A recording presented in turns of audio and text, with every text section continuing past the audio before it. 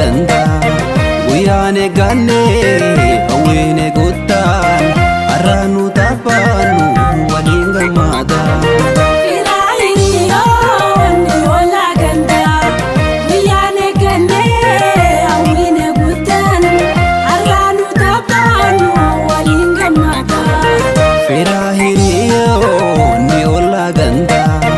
Guyyaane ganne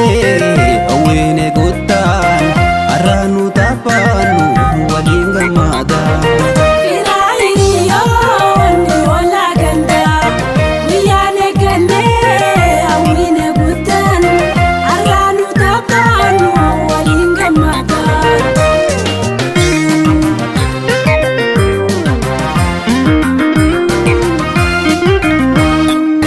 Naaf jaalaleento wallalagachuu karaa wal garuu wal sosodaachuu halaala abdiifi yaadaan jiraachuu arraan tanaa'oo baafannaan olaachuu.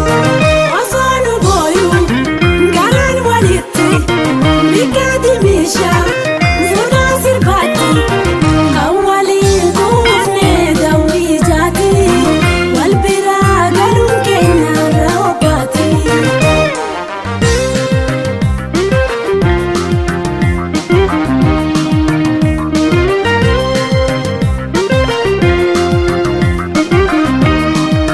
Firaa hiriyyoo ni olla ganda guyyaane ganne hawwine guttaan arraanu taphaannu waliin gammaada. Firaa hiriyyoo ni olla ganda guyyaane ganne hawwine guttaan arraanu taphaannu waliin gammaada.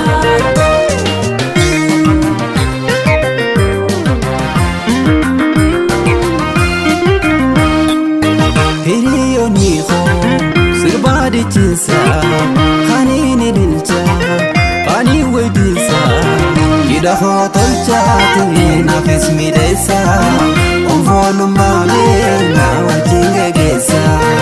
Abbaa hiriyyoo wayituu fayyallee jireenya naannoo bilirraa galee natti daammaddaanaafis midheessa guyyaana jabaatti jiruu tolessa.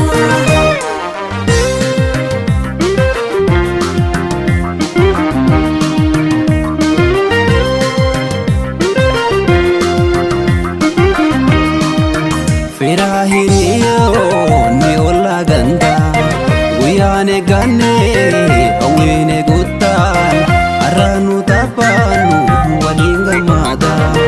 Firaa hiriyyoo ni olla ganda guyyaane ganne hawwine guttaan arraanu taphaannu waliin gammaada.